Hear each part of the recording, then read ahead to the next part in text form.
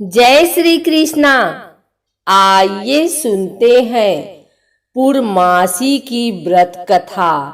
द्वापर युग में एक समय की बात है कि यशोदा जी ने कृष्ण से कहा, हे कृष्ण, तुम सारे संसार के उत्पन्न करता, पोषक तथा उसके संहार करता हो। आज कोई ऐसा व्रत मुझसे कहो जिसके करने से मृत्यु लोक में स्त्रियों को विधवा होने का भय न रहे तथा यह व्रत सभी मनुष्यों की मनोकामनाएं पूर्ण करने वाला हो। श्री कृष्ण कहने लगे, हे माता, तुमने अति सुंदर प्रश्न किया है। मैं तुमसे ऐसे ही व्रत को सविस्तार कहता हूँ। सौभाग्य की प्राप्ति के लिए स्त्रियों को 32 पूर्णमासियों का व्रत करना चाहिए। इस व्रत के करने से स्त्रियों को सौभाग्य संपत्ति मिलती है। यह व्रत अचल सौभाग्य देने वाला एवं भगवान शिव के प्रति मनुष्य मात्र को भक्ति बढ़ाने वाला है। यशोदा जी कहने लगी, हे कृष्ण, सर्वप्रथम इस व्रत को मृत्यु लोक में किसने किया था? इस विषय में विस्तार पूर्वक मुझसे कहो। श्री कृष्ण जी कहने लगे कि इस भूमंडल पर एक अत्यंत प्रसिद्ध राजा चंद्रहास से पालित अनेक प्रकार के रत्नों से परिपूर्ण कातिका नाम की एक नगरी थी। वहां पर धनेश्वर नाम का एक ब्राह्मण था और उसकी स्त्री अति सुशीला रूपवती थी। दोनों ही उस नगरी में बड़े प्रेम के साथ रहते थे। घर में धन धान्य आदि की कमी नहीं थी। उनको एक बड़ा दुख था कि उनकी कोई संतान नहीं थी। इस दुख से वह अत्यंत दुखी रहते थे। एक समय एक बड़ा तपस्वी योगी उस नगरी में आया। वह योगी उस ब्राह्मण के घर को छोड़कर अन्य सभी घरों से भिक्षा लाकर भोजन किया करता था। रूपवती से वह भिक्षा नहीं लिया करता था। उस योगी ने एक दिन रूपवती से भिक्षा न लेकर किसी अन्य घर से भिक्षा लेकर गंगा किनारे जाकर भिक्षान को प्रेम पूर्वक खा रहा था कि धनेश्वर ने योगी का यह सब कार्य किसी प्रकार से देख लिया। अपनी भिक्षा के अनादर से दुखी होकर धनेश्वर योगी से बोला, महात्मन, आप सब घरों से भिक्षा लेते हैं परंतु मेरे घर की भिक्षा कभी भी नहीं लेते। इसका कारण क्या है? योगी ने कहा कि निसंतान के घर की भीख पतितों के अन्न के तुल्य होती है और जो पतितों का अन्न खाता है वह भी पतित हो जाता है। चूंकि तुम निसंतान हो अतः पतित हो जाने के भय से मैं तुम्हारे घर की भिक्षा नहीं लेता हूँ। धनेश्वर यह बात सुनकर अपने मन में बहुत दुखी हुआ और हाथ जोड़कर योगी के पैरों पर गिर पड़ा तथा आर्त भाव से कहने लगा, हे महाराज, यदि ऐसा है तो आप मुझको पुत्र प्राप्ति का उपाय बताइए। आप सर्वज्ञ हैं, मुझ पर अवश्य ही यह कृपा कीजिए।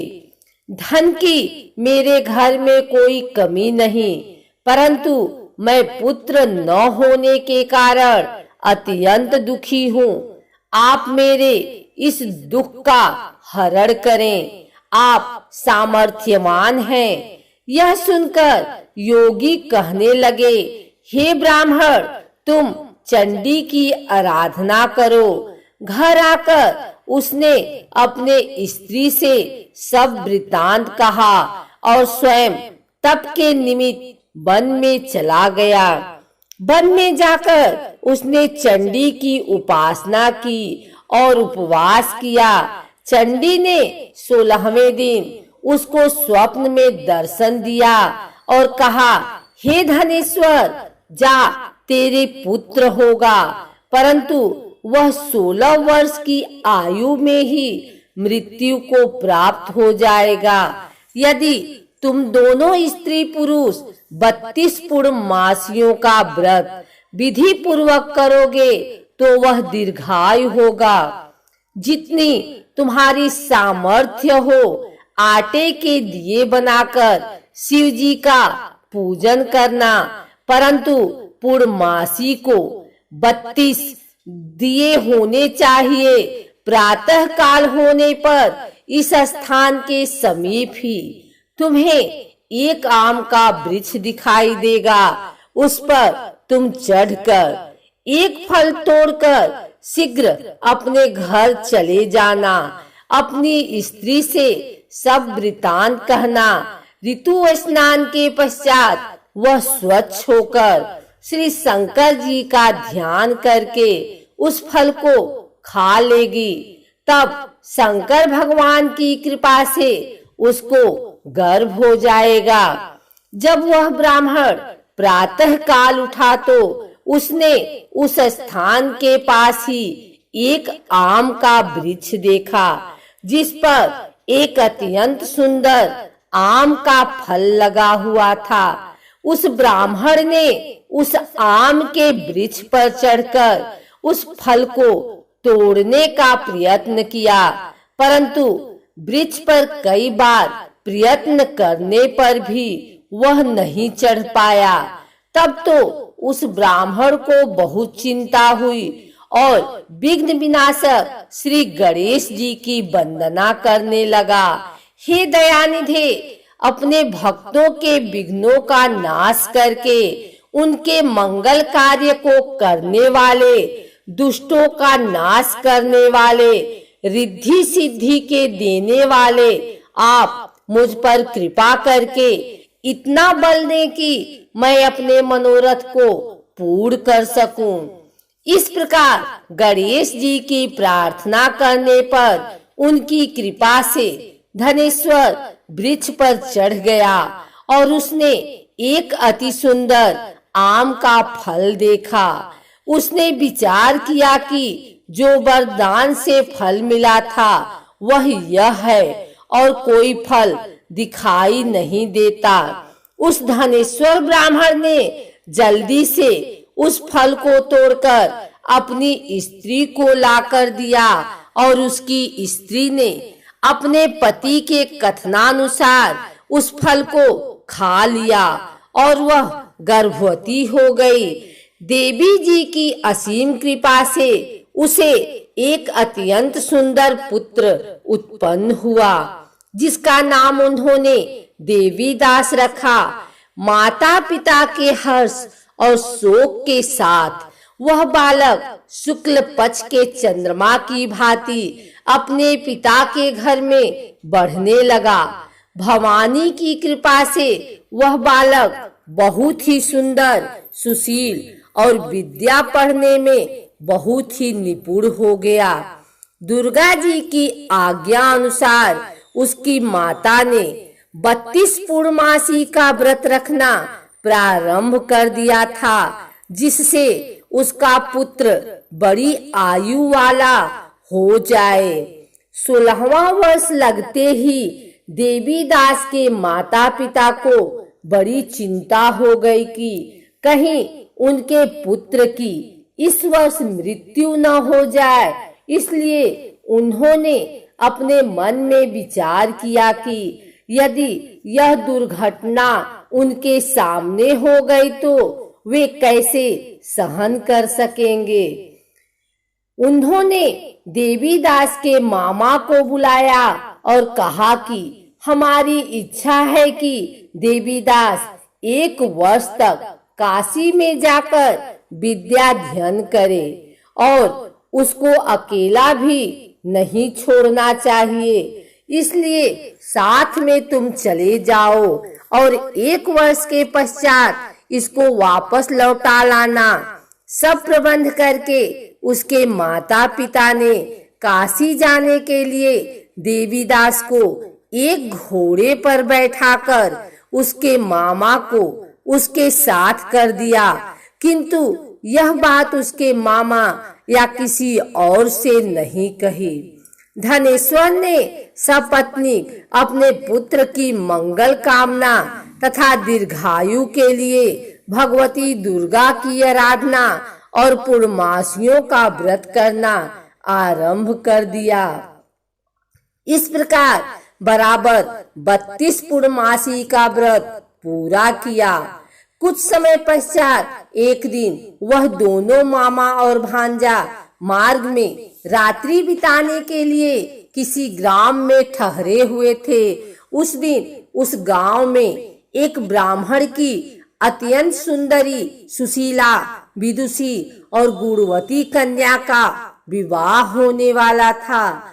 जिस धर्मशाला के अंदर वर और उसकी बारात ठहरी हुई थी, उसी धर्मशाला में देवीदास और उसके मामा भी ठहरे हुए थे। संयोगवश कन्या को तेल आदि चढ़ाकर मंडप आदि का कृत्य किया गया तो लग्न के समय वर को धनुर्वात हो गया। अस्तु वर के पिता ने अपने कुटुंबियों से परामर्श करके निश्चय किया कि यह देवीदास मेरे पुत्र जैसा ही सुंदर है, मैं इसके साथ ही लग्न करा दूं और बाद में विवाह के अन्य कार्य में मेरे लड़के के साथ हो जाएंगे। ऐसा सोचकर देवीदास के मामा से जाकर बोला कि तुम थोड़ी देर के लिए अपने भांजे को हमें दे दो, जिससे विवाह के लग्न का सब कृत्य सुचारू रूप से हो सके। तब उसका मामा कहने लगा कि जो कुछ भी मधुपर्क आदि कन्यादान के समय वर को मिले वह सब हमें दे दिया जाए तो मेरा भांजा इस बारात का दूल्हा बन जाएगा। यह बात वर के पिता ने स्वीकार कर ली, पर उसने अपना भांजा वर बनने को भेज दिया और उसके साथ विवाह कार्य रात्रि में विधि पूर्वक संपन्न हो गया। पत्नी के साथ वह भोजन न कर सका और अपने मन में सोचने लगा कि न जाने यह कैसी स्त्री होगी। वह एकांत में इसी सोच में निश्वास छोड़ने लगा तथा उसकी आंखों में आंसू भी आ गए। तब वधू ने पूछा कि क्या बात है, आप इतने उदासीन व दुखी क्यों हो रहे हैं? तब उसने सब बातें जो वर के पिता व उसके मामा में हुई थी उसको बतला दी। तब कन्या कहने लगी कि यह ब्रह्म विवाह के विपरीत हो कैसे सकता है? देव, ब्राह्मण और अग्नि के सामने मैंने आपको ही अपना पति बनाया है, इसलिए आप ही मेरे पति हैं। मैं आपकी पत्नी रहूंगी, किसी अन्य की कदापि नहीं। तब देवीदास ने कहा, ऐसा मत कहिए, क्योंकि मेरी आयु बहुत थोड़ी है। मेरे पश्चात आपकी क्या गति होगी? इन बातों को अच्छी तरह विचार कर लो। परंतु वह दृढ़ विचार वाली थी, बोली कि जो आपकी गति होगी वही मेरी गति होगी। हे स्वामी, आप उठिए और भोजन करिए, आप निश्चय ही भूखे होंगे। इसके बाद देवीदास और उसकी पत्नी दोनों ने भोजन किया तथा शेष रात्रि में सोते बने। प्रातःकाल देवीदास ने अपनी पत्नी को 3 नगों से जड़ी हुई एक अंगूठी दी, एक रुमाल दिया और बोला, हे प्रिय, इसे लो और संकेत समझकर स्थिर चित्त हो जाओ। मेरा मरण और जीवन जानने के लिए एक पुष्प वाटिका बना लो, उसमें सुगंधित वाली एक नव मल्लिका लगा लो, उसको प्रतिदिन जल से सींचा करो और आनंद के साथ खेलो कूदो तथा उत्सव मनाओ। जिस समय और जिस दिन मेरा प्राणांत होगा, ये फूल सूख जाएंगे और जब ये फिर हरे हो जाएं, तो जान लेना कि मैं जीवित हूँ। यह बात निश्चय करके समझ लेना, इसमें कोई संशय नहीं है। यह समझाकर वह चला गया। प्रातः काल होते ही वहां पर गाजे बाजे बजने लगे और जिस समय विवाह के कार्य समाप्त करने के लिए वर तथा सब बाराती मंडप में आए, तो कन्या ने वर को भली प्रकार से देखकर अपने पिता से कहा कि यह मेरा पति नहीं है। मेरा पति वही है जिसके साथ रात्रि में मेरा पाणी ग्रहण हुआ था। इसके साथ मेरा विवाह नहीं हुआ है। यदि यह वही है तो बताए कि मैंने इसको क्या दिया। मधुपर और कन्यादान के समय जो मैंने भूषणार्थ दिए थे उन्हें दिखाए, तथा रात में मैंने क्या गुप्त बातें कही थी वह सब सुनाए। पिता ने उसके कथनानुसार वर को बुलवाया। कन्या की यह सब बातें सुनकर वह कहने लगा कि मैं कुछ नहीं जानता। इसके पश्चात लज्जित होकर वह अपना मुंह लेकर चला गया और सारी बारात भी अपमानित होकर वहां से लौट गई। भगवान श्री कृष्ण बोले, हे माता, इस प्रकार देवीदास काशी विद्याध्ययन के लिए चला गया। जब कुछ समय बीत गया तो काल से प्रेरित होकर एक सर्प रात्रि के समय उसको डसने के लिए वहां पर आया। उस विषधर के प्रभाव से उसके शयन का स्थान चारों ओर से विष की ज्वाला से विषैला हो गया, परंतु व्रतराज के प्रभाव से उसको काटने न पाया, क्योंकि पहले ही उसकी माता ने 32 पूर्णिमा का व्रत कर रखा था। इसके बाद मध्याह्न के समय स्वयं काल वहां पर आया और उसके शरीर से उसके प्राणों को निकालने का प्रयत्न करने लगा, जिससे वह मूर्छित होकर पृथ्वी पर गिर पड़ा। भगवान की कृपा से उसी समय पार्वती जी के साथ श्री शंकर जी वहां पर आ गए। उसको मूर्छित दशा में देखकर पार्वती जी ने भगवान शंकर से प्रार्थना की कि हे महाराज, इस बालक की माता ने पहले 32 पूर्णिमा का व्रत किया था, जिसके प्रभाव से हे भगवान आप इसको प्राण दान दें। भवानी के कहने पर भक्त वत्सल भगवान श्री शिव जी ने उसको प्राण दान में दिया। इस व्रत के प्रभाव से काल को भी पीछे हटना पड़ा और देवीदास स्वस्थ होकर बैठ गया। उधर उसकी स्त्री उसके काल की प्रतीक्षा किया करती थी। जब उसने देखा कि उस पुष्प वाटिका में पत्र पुष्प कुछ भी नहीं रहे तो उसको अत्यंत आश्चर्य हुआ, और जब वह वैसे ही हरी भरी हो गई तो वह जान गई कि वह जीवित हो गए हैं। यह देखकर वह बहुत प्रसन्न मन से अपने पिता से कहने लगी कि पिताजी, मेरे पति जीवित हैं, आप उनको ढूंढिए। जब 16वां वर्ष व्यतीत हो गया तो देवीदास भी अपने मामा के साथ काशी से चल दिया। इधर उसके ससुर उसको ढूंढने के लिए अपने घर से जाने वाले थे कि वह दोनों मामा भांजा वहां पर आ गए। उसको आया देखकर उसका ससुर बड़ी प्रसन्नता के साथ अपने घर में ले आया।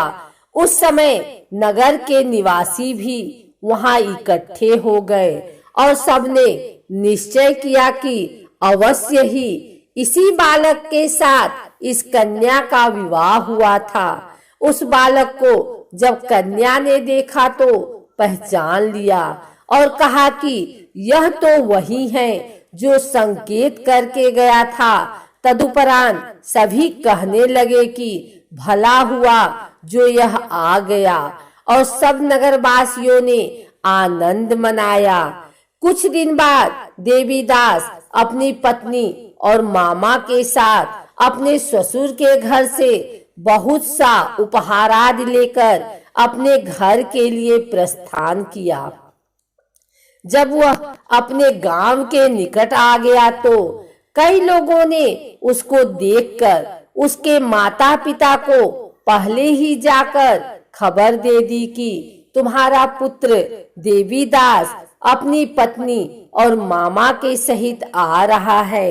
ऐसा समाचार सुनकर पहले तो उन्हें विश्वास ही नहीं हुआ, किंतु जब और लोगों ने भी आकर उनकी बात का समर्थन किया तो उनको बड़ा आश्चर्य हुआ। लेकिन थोड़ी देर में देवीदास ने आकर अपने माता पिता के चरणों में अपना सिर रखकर प्रणाम किया और उसकी पत्नी ने अपने सास ससुर के चरणों को स्पर्श किया तो माता पिता ने अपने पुत्र और पुत्र वधू को अपने हृदय से लगा लिया और दोनों की आंखों में प्रेमाश्रु बह चले। अपने पुत्र और पुत्र वधू के आने की खुशी में धनेश्वर ने बड़ा भारी उत्सव किया और ब्राह्मणों को भी बहुत सी दान दक्षिणा देकर प्रसन्न किया। श्री कृष्ण जी कहने लगे कि इस प्रकार धनेश्वर 32 पूर्णमासियों के व्रत के प्रभाव से पुत्रवान हो गया। जो भी स्त्रियां इस व्रत को करती हैं वे जन्म जन्मांतर में वैधव्य का दुख नहीं भोगती और सदैव सौभाग्यवती रहती हैं। यह मेरा वचन है, इसमें कोई संदेह नहीं मानना चाहिए। इस व्रत से पुत्र पौत्रों को देने वाला तथा संपूर्ण मनोकामनाओं को पूर्ण करने वाला है। 32 पूर्णमासियों के व्रत करने से व्रती की सब इच्छाएं भगवान शिव जी की कृपा से पूर्ण हो जाती हैं।